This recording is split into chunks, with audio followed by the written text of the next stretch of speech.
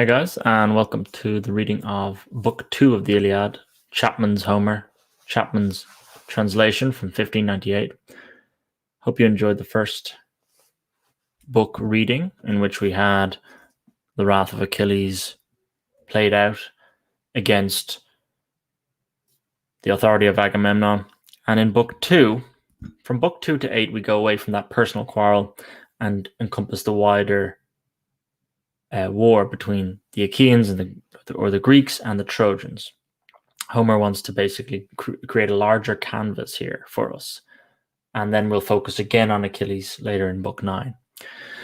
But in Book 2 especially, what we see is a testing of Agamemnon through a dream sequence tests his own troops, the Greeks, who will then flee at the window, an opportunity Agamemnon gives them to go home. And then it's up for people like Nestor and Odysseus to rally them back. And then the book ends with a long catalogue of the ships, which is a very famous procession of all the ships and all their leaders of all the different tribes that made up this Greek foray against Troy. So let's get going with Chapman's arguments to the book and then go into it straight away. Book 2. Jove calls a vision up from Somnus' den to bid Atrides muster up his men. The king to Greeks, dissembling his desire, persuades them to their country to retire. By Pallas' will, Ulysses stays their flight, and wise old Nestor hardens them to fight. They take their meat, which done, to arms they go, and march in good array against the foe. So those of Troy, when Iris from the sky of Saturn's son performs the embassy. Better the dream and synod cities, and catalogue the naval knights. The other gods and knights at arms all night slept, only Jove sweet slumber seized not. He discoursed how best he might approve his vow made for Achilles' grace, and make the Grecians find his miss in such death. Always cast as this counsel served his mind, with most allowance to dispatch a harmful dream to greet the king of men, and gave his charge to give the Achae fleet pernicious dream, and being arrived in Agamemnon's tent, deliver truly all this charge, command him to convent his whole host armed before these towers, for now Troy's Broadway town he shall take in. The heaven-housed gods are now indifferent grown. Juno's request hath won them. Troy now under imminent ills at all parts labours.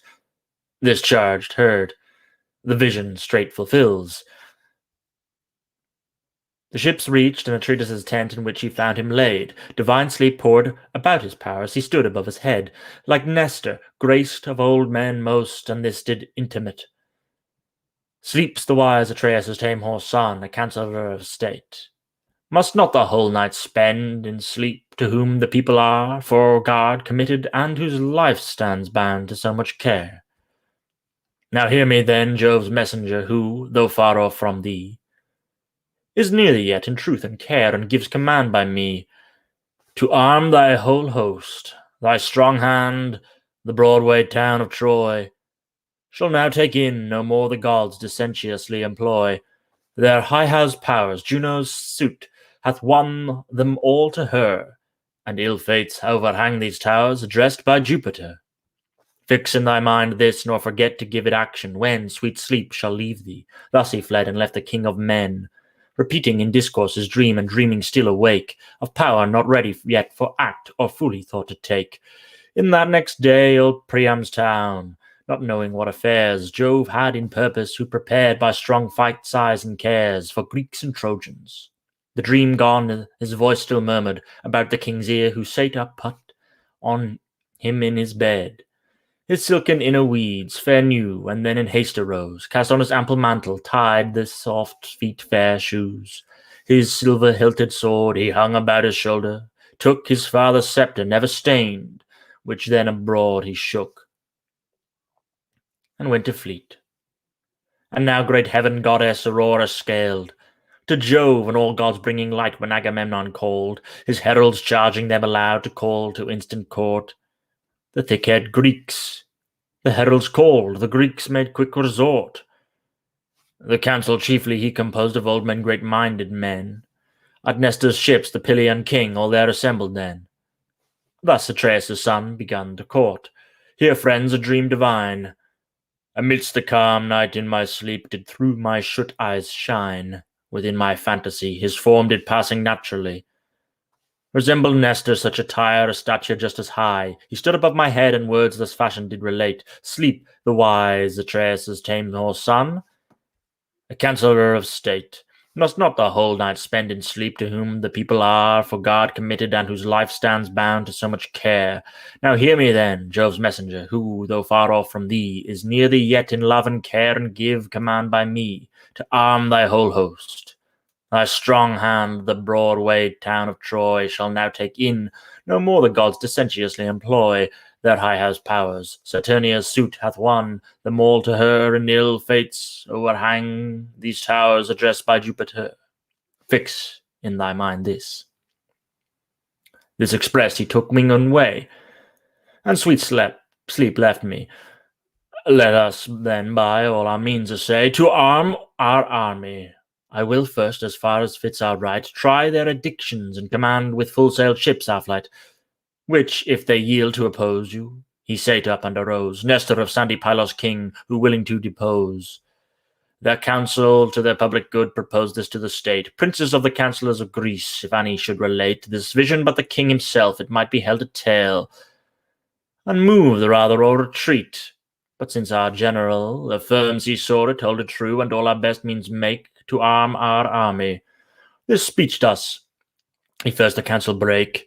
The other sceptre-bearing states arose to and obeyed the people's rector. Being abroad, the earth was overlaid with flockers to them that came forth, as when of frequent bees swarms rise out of the hollow rock, repairing the degrees of their aggression endlessly, with ever-rising new, from forth their sweet nest, as their store, still as it faded grew, and never would cease sending forth her clusters to the spring. They still the crowd out so, this fleck here, that there, belabouring, the loaded flowers, so from the ships and tents the army's store trooped to these princes and the court along the unmeasured shore, amongst whom Jove's ambassadress Fame in her virtue shined, exciting greediness to her, the rabble thus inclined.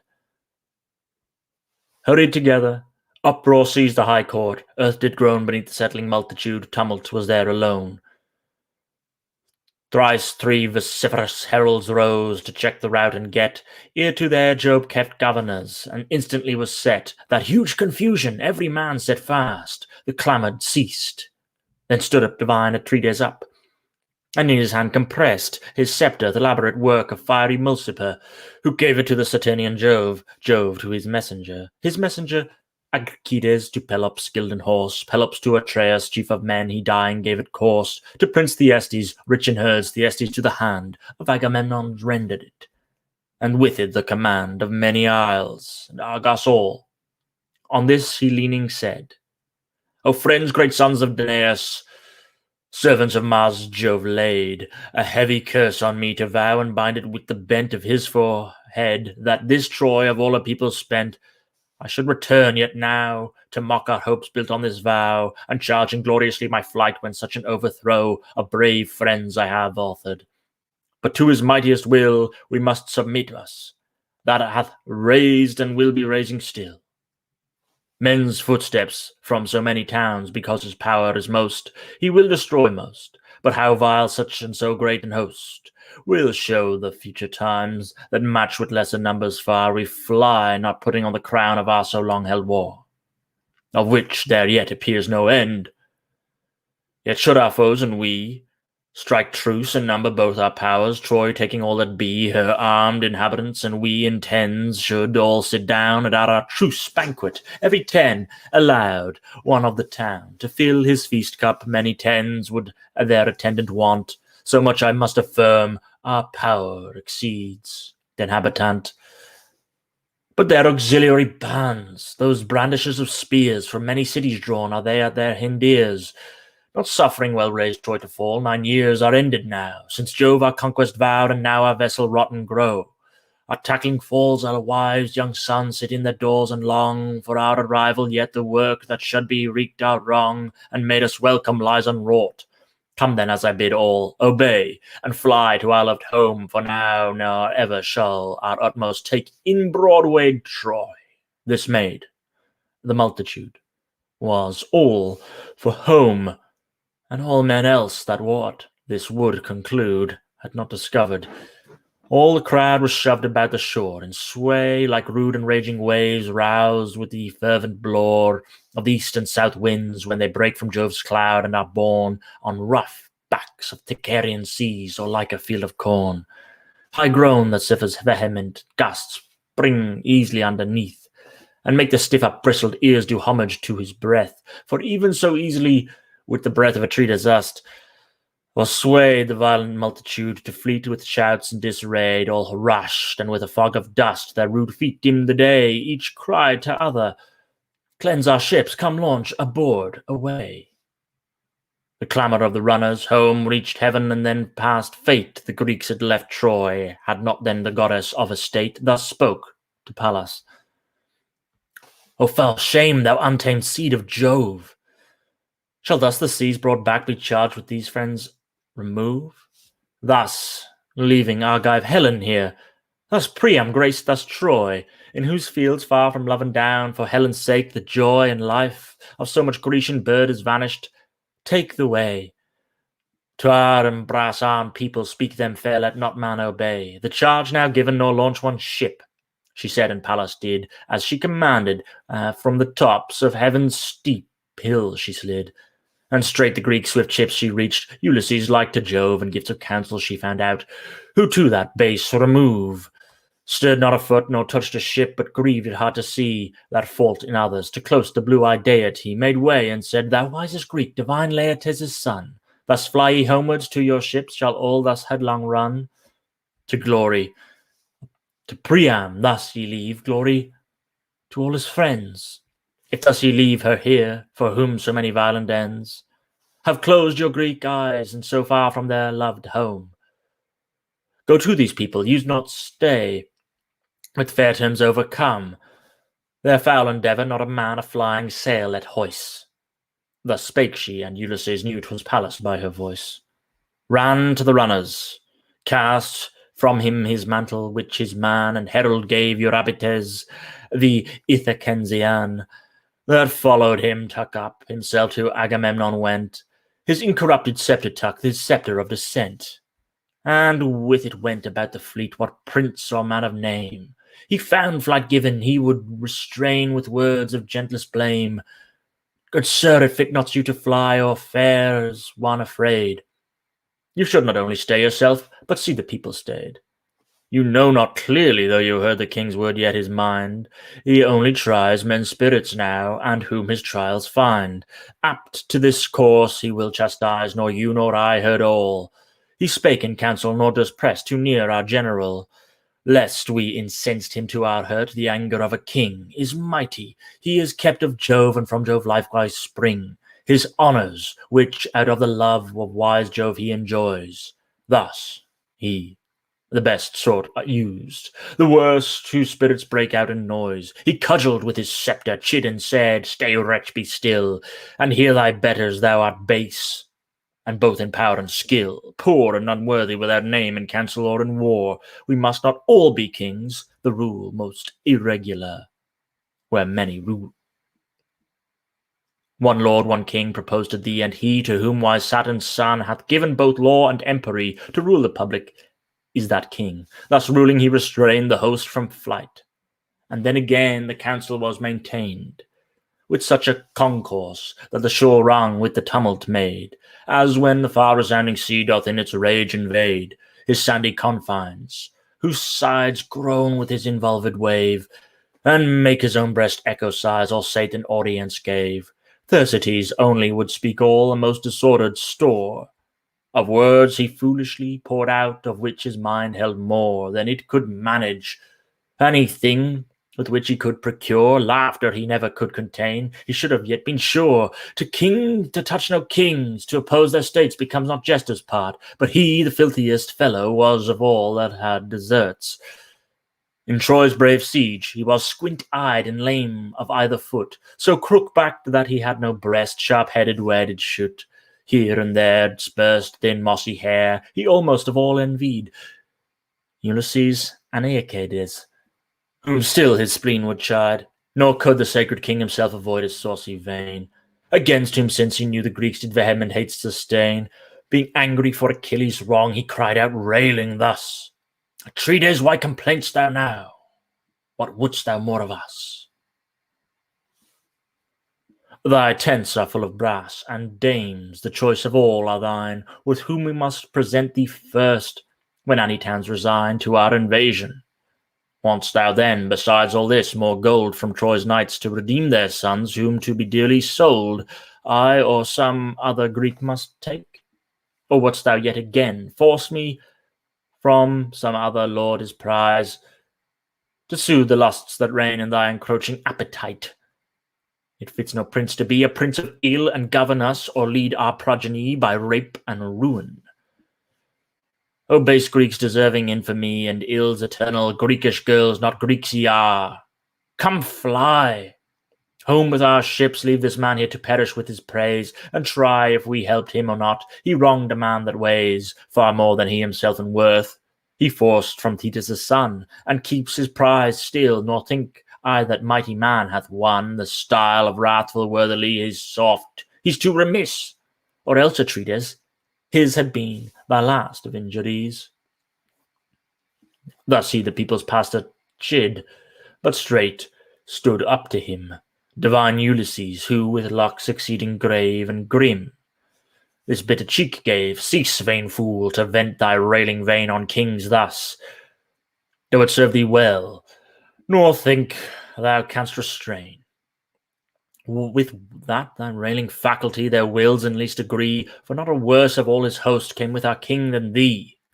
To Troy's great siege, then do not take into the mouth of thine the names of kings, much less revile their dignities that shine in their supreme states, resting thus this motion of our home, to soothe thy cowardice, since ourselves yet know not what will come of these designments, if it be our good to stay or go. Nor is it that thou standst on, thou revilest our general so, only because he hath so much not given by such as thou, but our heroes. Therefore this thy rude vein makes me vow, which shall be curiously observed. If ever I shall hear this madness from thy mouth again, let not Ulysses bear this head, nor fathered call of young Telemachus. If to thy nakedness I take and strip thee not, and thus whip thee to feet from council send, with sharp stripes weeping hence, this glory thou affects to rail. This said, his insolence he settled with his sceptre, strook his back and shoulders so,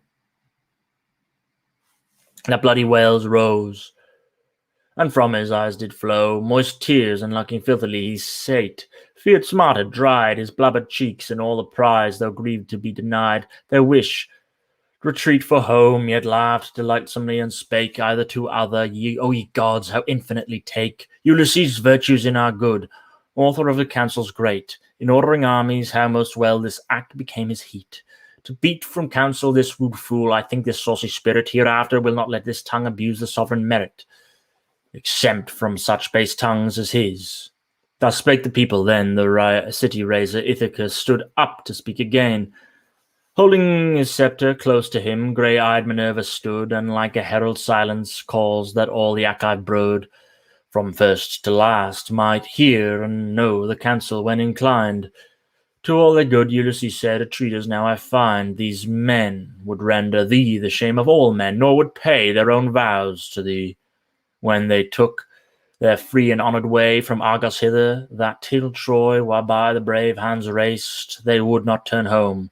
Yet like babes and widows now they haste to that base refuge. 'Tis a spite to see these men melted so, in womanish changes. Though 'tis true that if a man do go only a month to sea, and leave his wife far off, and he, tortured with the winter's storms, and tossed with tumultuous sea, grows heavy and would home.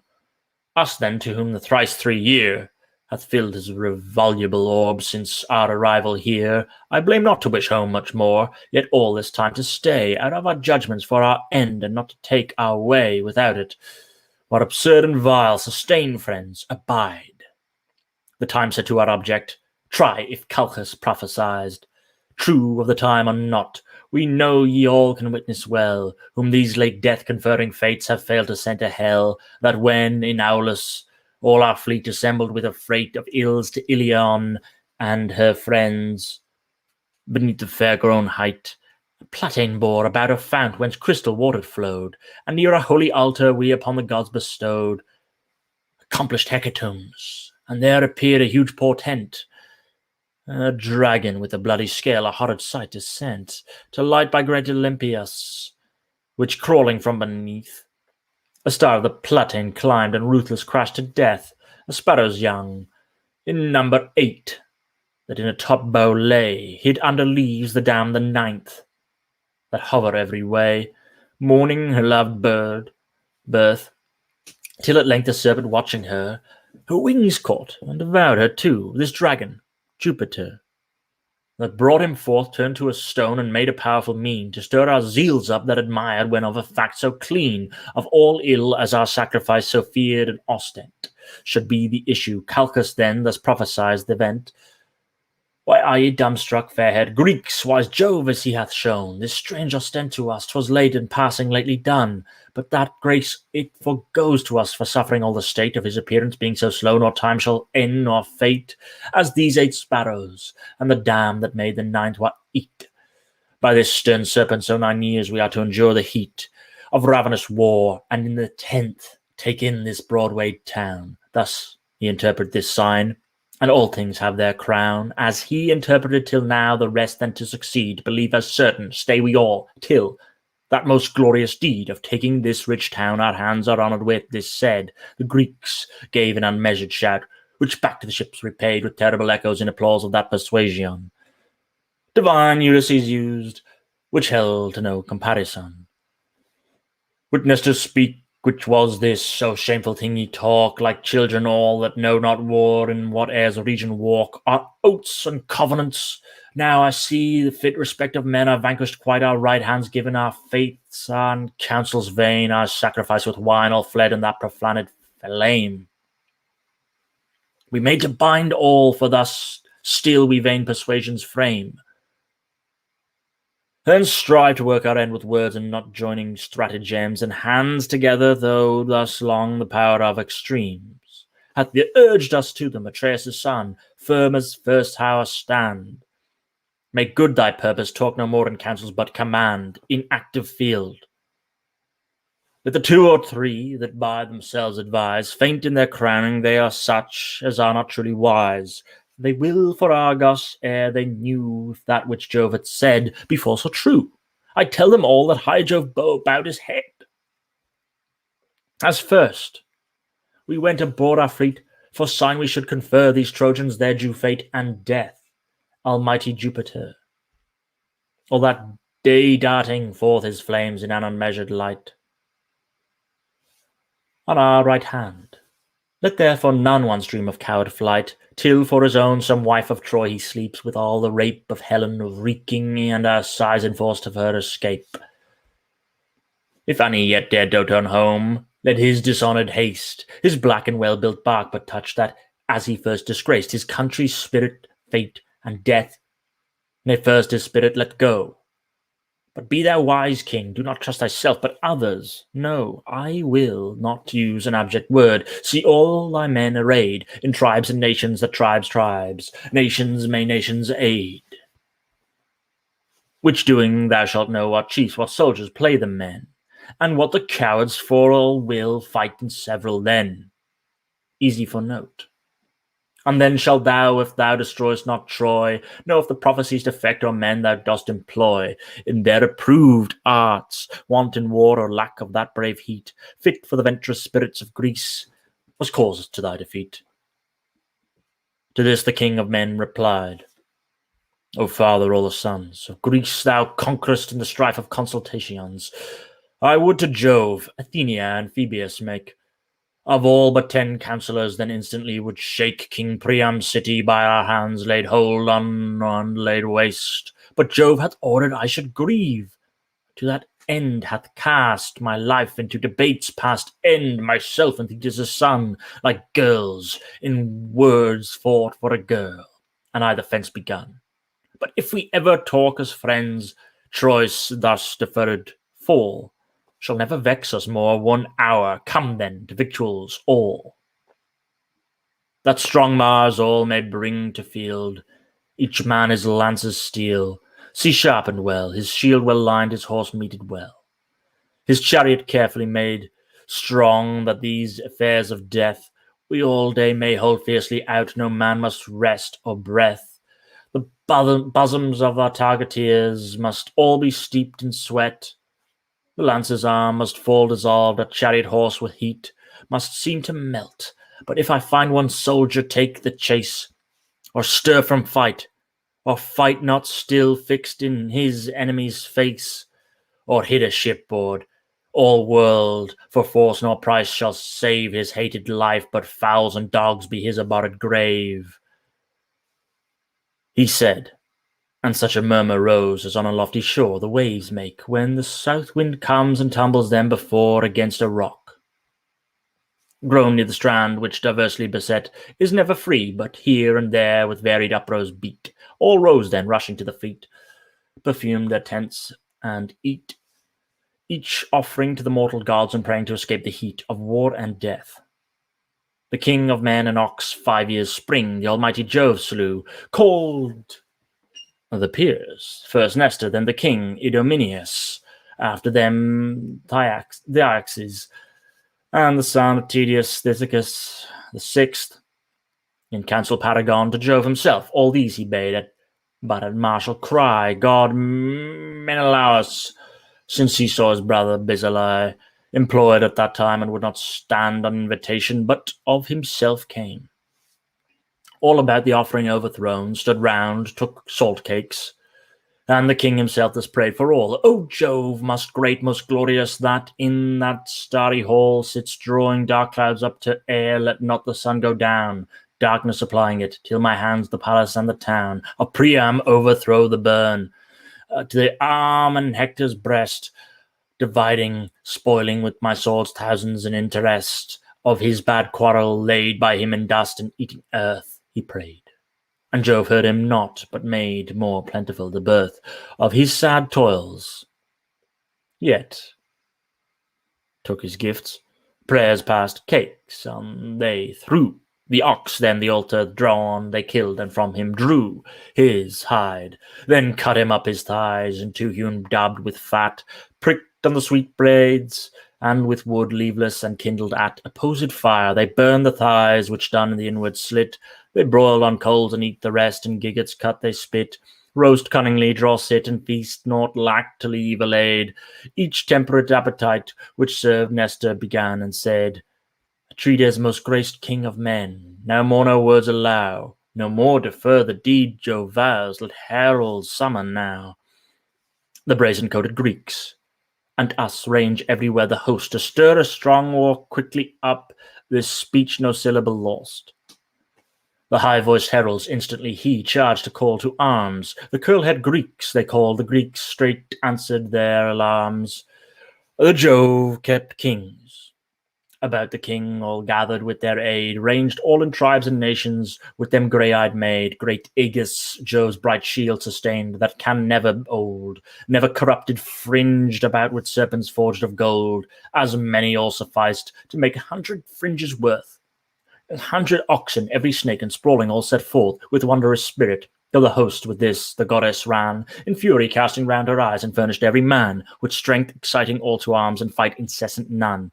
Now like their loved homes, like the wars, and as a fire upon a huge wood on the heights of hills that far off hurls his light, so the divine brass shined on these, thus thrusting on for fight. Their splendour through the air reached heaven, and as about the flood, Caster in an Asian mead, flocks the airy brood, cranes, geese, or long-necked swans, here there proud, their pinions fly, and in their falls lays out their throats. that with their spiritful cry the meadows shriek again, so here these many-nationed men flowed over the Scamandrian field. From tents and ships the din was dreadful at the fleet of men, and horse beat out of earth, and in the flourishing mead they stood, thick as the odorous birth of flowers or leaves bred in the spring, or thick as swarms of flies throng then to sheepcotes, when each swarm his erring wing applies to milk-dewed on the milkmaids' pails, all eagerly disposed to give the ruined Ilians, and as in rude heaps closed, though huge goat-herds are at their food, the goatherd easily yet sought in sundry herds, so here the chiefs in battle set, here tribes, here nations, ordering all, amongst whom shined the king, with eyes like lightning, loving Jove, his forehead answering, in breast like Neptune, Mars, and waist, and as a goodly bull, most eminent of all a herd, most wrong, most masterful, so Agamemnon, Jove that day made overheat and clear that heaven-bright army, and preferred to all heroes there. Now tell me, muses, tell me, you that dwell in heavenly rooms, for you are goddesses, are present here, or wise in all things know. We only trust the voice of fame, not knowing who they were. That here were captains of the Greeks, commanding princes here. The multitude exceed my song, though fitted to my choice. 10 tongues were hardened palates, 10 a breast, a brass, a voice. Infract at trump-like that great work, unless the seat of Jove, the deathless muses undertake, maintains a pitch above all mortal powers. The princes then, and navy that did bring those so inenarrable troops, and all their soils, I sing the catalogue of the Grecian ships and captains. Peneleus and Lytus, all that Boeotia bred, Arcesilaus, Clonius, and Prothonor led. The inhabitants of Hyria and stony Olida, Shina, Scola, the hilly Etion, and holy Thespia, of Graea and great Mycales, that hath the ample plain of Hama and Elysius, and all that did remain on Erith and in Elion, in Hilion Petiona, in fair Ocalia, and the town well-builded Mediona, Copus, Eutresis, Thisbe, that 4 pigeons doth surpass, of Coronea, Haliat, that hath such store of grass, all those that in Platea dwelt, that Glyssa did possess, and Hippothebes, whose well-built walls, and rare and fellowless, in rich Onchestus' fames wood the watery Neptune vowed, and Anna, where the vine trees are, with vigorous bunches bowed. With them that dwelt in Midea, and Nyssa most divine, all those whom utmost Anthedon did wealthily confine, from all these coasts, in general full 50 sail was sent, and 60 strong Boeotian youths in every burthen went. But those who in Aspledon dwelt, and many in Orchomen, god Mars' son did lead, as Scalaphus and Ialamen, who in Azidon actors' house did of Astioche come. The bashful maid, as she went up into her higher room, the war god secretly compressed in safe conduct of these, did 30 hollow-bottomed barks divide the wavy seas, brave Schedius and Epistrophus, the Phocian captains were, Nabolida, Iphitus' sons, all proof against any fear. With them the Cypressians went, and bold Pythonians, men of religious curses, soil, and fat-dowed Lydians, Panopians, and Amores, and fierce Hyampolists, and those that dwelt where Cephisus casts up his silken mists, the men that fair Lilaea held near Cephesian spring, all which did 40 sable barks to that assignment bring. About the entoiled Phocensian fleet had these their sail assigned, and near to the sinister wing the armed Boeotians shined. Ajax the less, Oileus' son. The Locrians led to war, not like to Ajax Telamon, but less a man by far. Little he was, and ever wore a breastplate made of lin. But for the manage of his lance he generals' praise did win. The dwellers of Ciliaris are Besser Opoian, the youths of Caenus, Scarphis and Augeas, lovely men. Of Taphus and of Thronius, near flood Boagrius' fall, twice 20 martial barks of these less Ajax sailed withal, who near Euboea's blessed soil their habitations had, strength-breathing abundance, who their seats in sweet Euboea made. The Histians, rich in grapes, the men of Chalcida, the Cerents bordering on the sea, of rich Eretria, of Dion's highly seated town, Carystus, and of Styr. All these the Duke Alphenor led, a flame of Mars's fire. Surnamed Calcotondiades, the mighty Abund's guide, swift men of foot, whose broad set backs their trailing hair did bide. Well seen in fight, and soon could pierce with far extended darts the breastplate of their enemies, and reach their dearest hearts. 40 black men of war did sail in this Alphenor's charge, the soldiers that in Athens dwelt, a city builded large. The people of Eurystheus, whom Jove sprung Pallas fed, and plenteous feeding Tellus brought out of a flowery bed. Him Pallas placed in her rich fane, and every ended year of bulls and lambs Athenian ewes pleased him with offering there. Mighty Menestheus, Petius' son, had their divided care. For horsemen, and for targeteers, none could with him compare, nor put them in better place to hurt or to defend. But Nestor, for he elder was, with him did so contend. With him came 50 sable sail, and out of Salamine great Ajax brought 12 sail, that with the Athenians did combine, who within fruitful Argos dwell, or strong Tarintha keep, Henion or in Asinen, whose bosom is so deep, Troezina, Ion, Epidore, where Bacchus crowns his head, Aegina and Macetas soil did follow Diomed, and Sthenelus, the dear-loved son of famous Capaneus, together with Euryalus, heir of Mecasteus, the king of Telianides, past in whom deeds of war the famous soldier Diomed of all was held by far. 80 black ships did follow these, the men of fair Mycena held. The wealthy Corinth, Cleon, that for beauteous sight excelled, Aetheria's lovely seat, and in Ornia's plain, and Sicyona, where at first did King Adrastus reign.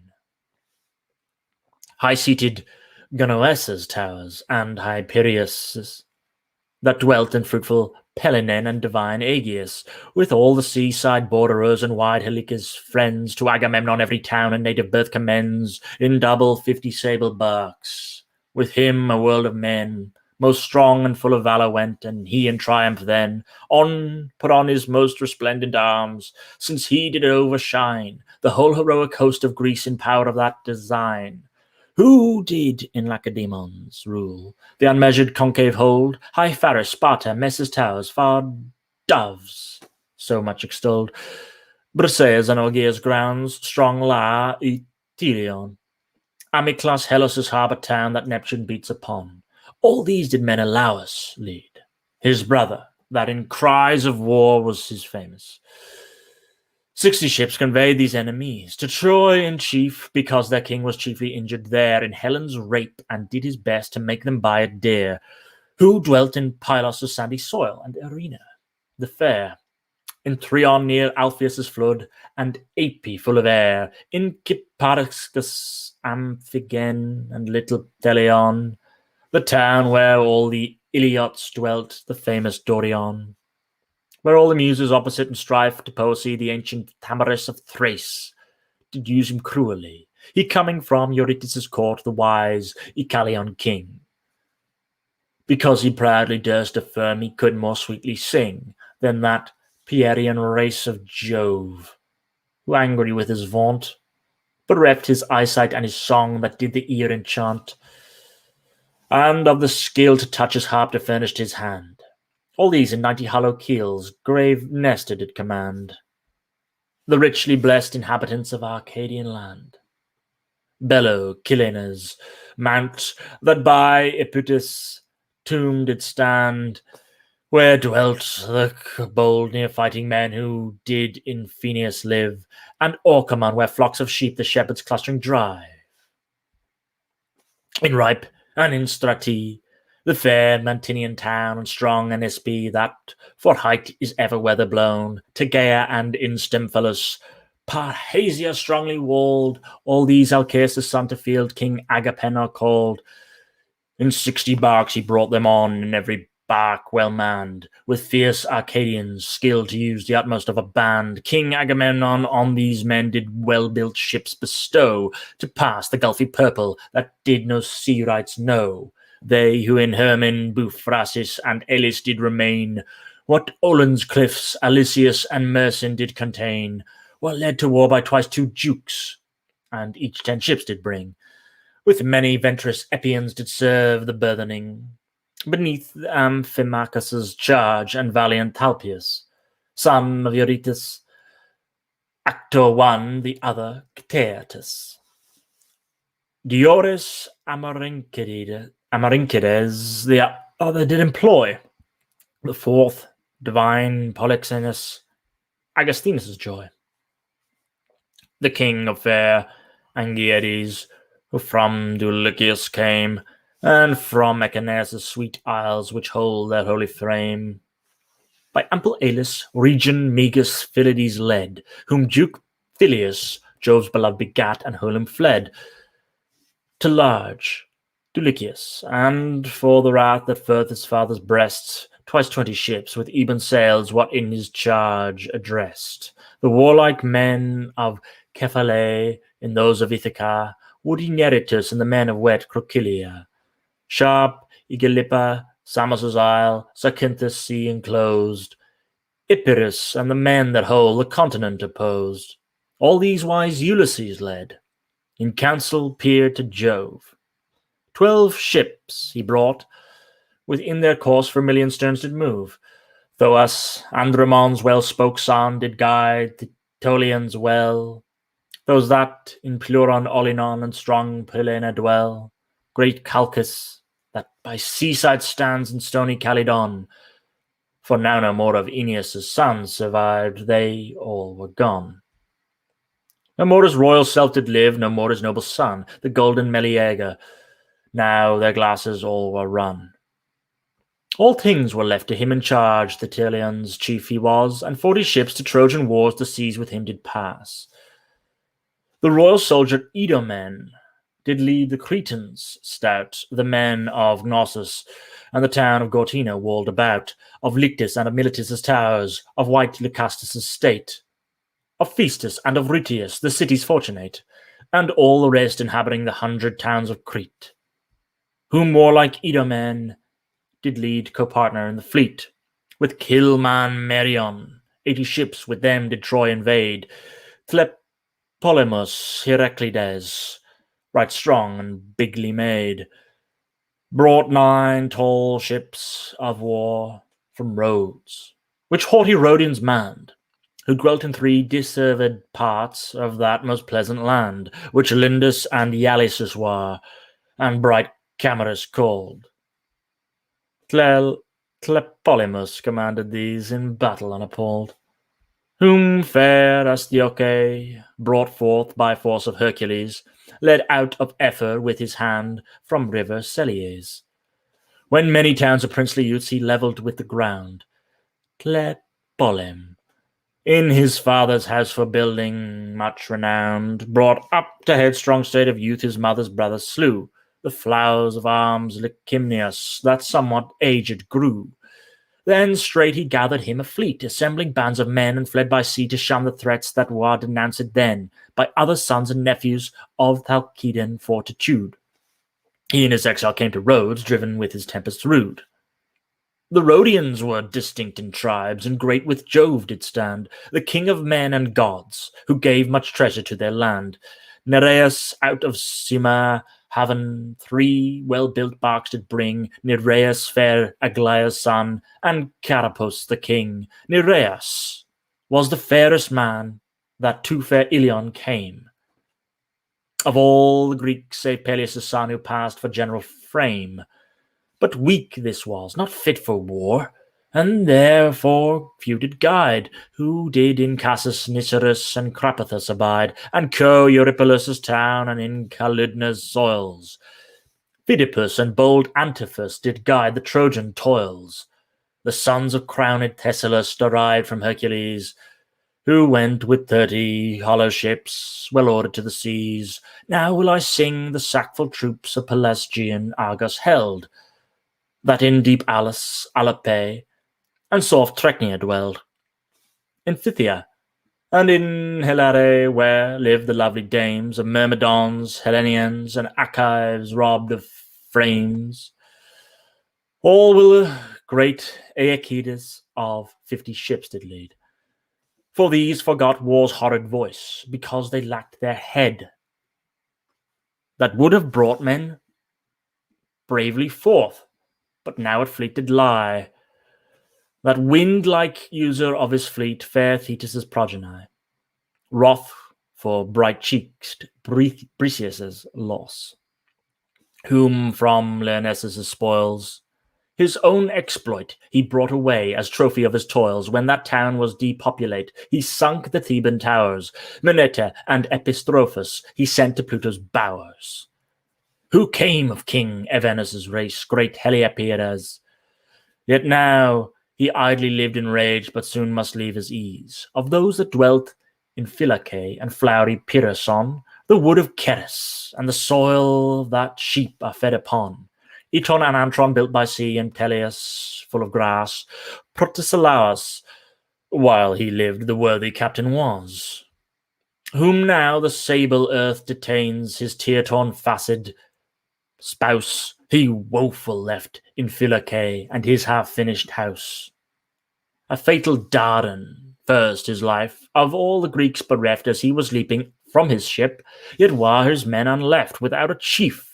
For though they wished to have no other man, but good Protesilae their guide, Podarches yet began to govern them, Epithus' son, the son of Pilochus, most rich in sheep and brother to short-lived Protesilaus.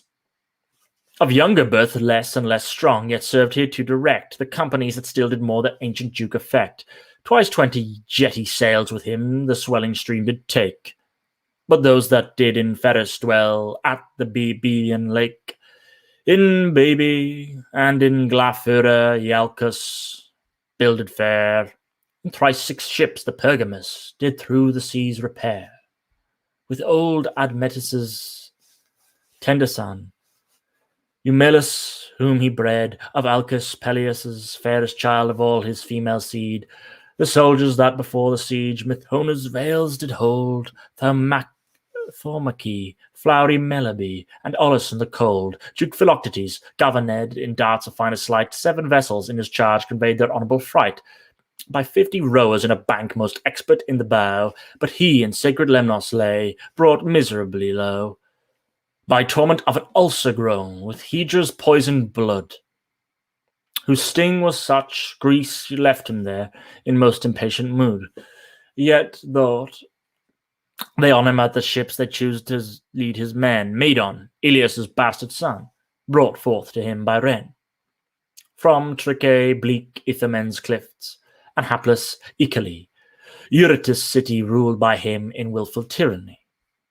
In charge of Aesculapius' son, physician highly praised, Machaon Podalirius, while 30 vessels raised, who near Hyperia's fountain dwelt, and in Ormenius, the snowy tops of Titanus, and in Asterius, Evamon's son, Eurypylus, did lead into the field, whose towns did 40 black-sailed ships to that encounter yield, who Girton and Agrissa held Orthon and Elon's seat, and chalky Eleusona, while led by Polypete.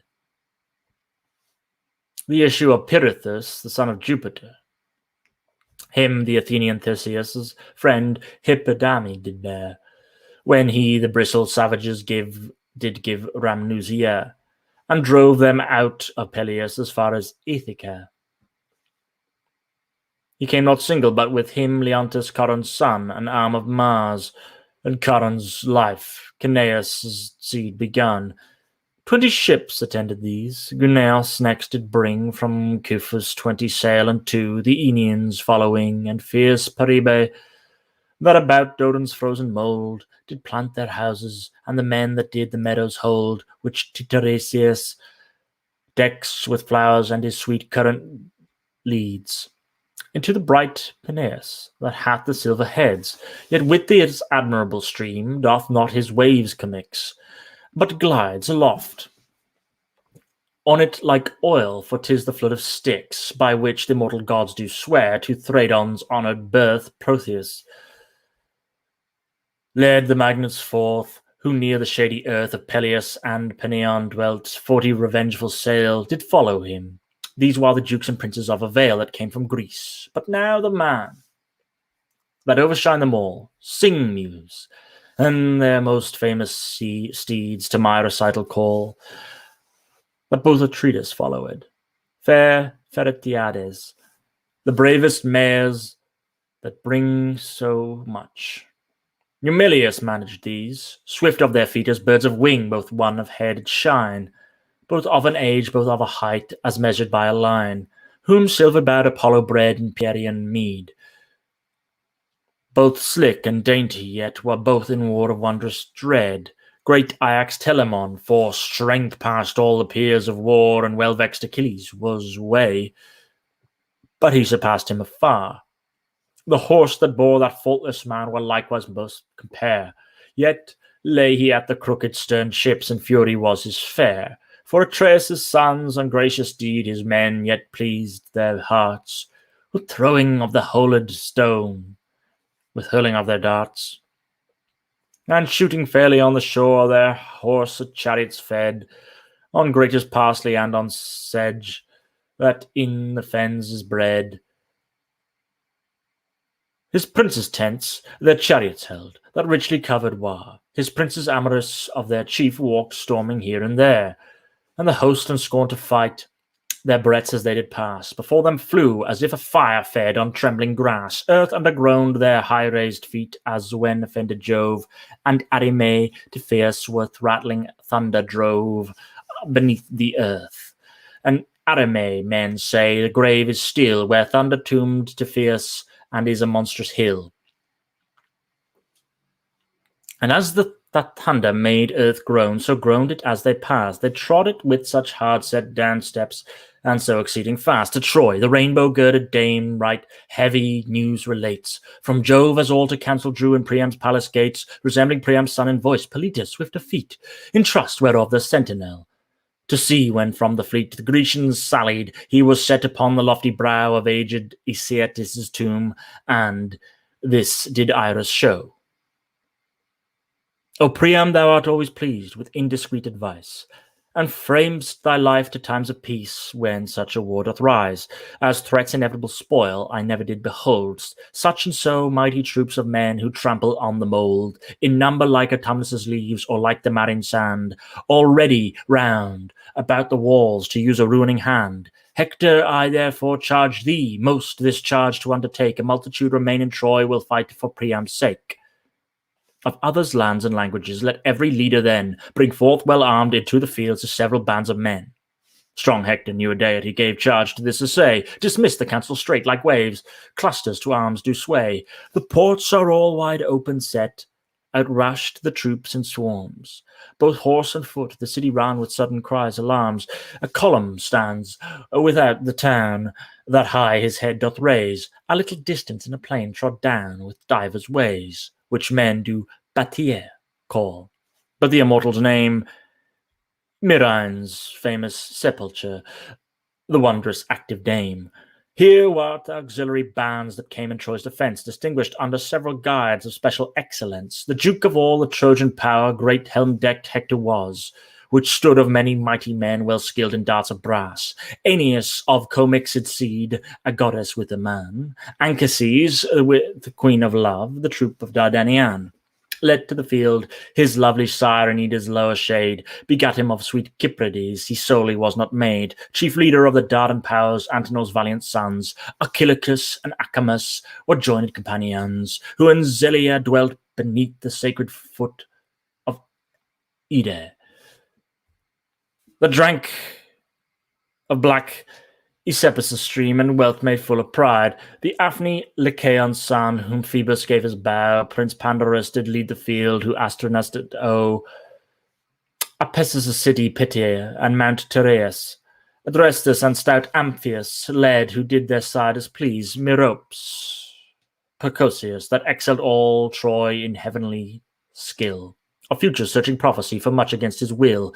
His sons were agents in those arms, and since they disobeyed the fates in letting them slip their threads, their hasty valour stayed, who in Percotes Practius Arispa did abide, who Cestus and Abydos bred, her Tacides did guard, Prince Ancaeus her Tacides, that though the great Celis force brought from Arispa to that fight the great and fiery horse, Peleus and Hippothus, the stout Pelasgian led.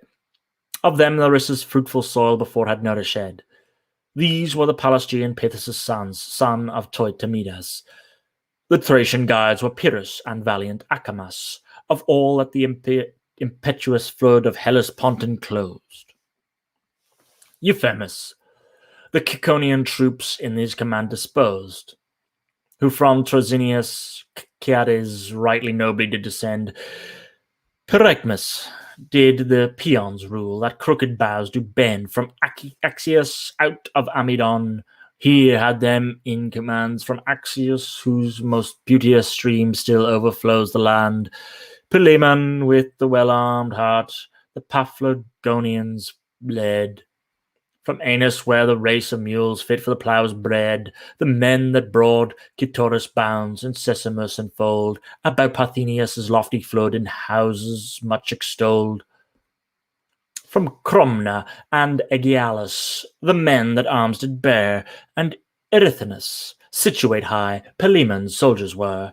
Epistrophus and Dias did the Halizonians guide. Far-fetched from Alibe, where first the silver mines were tried, Chromis and Augur Enemus and Messens did command. Who could not with these auguries the strength of death withstand, but suffered it beneath the stroke of great Aeacides in Xanthus, where he made more souls to dive to Stygian seas, Phorcus and fair Ascanius and Phrygians brought to war, well trained for battle and were come out of Ascania far.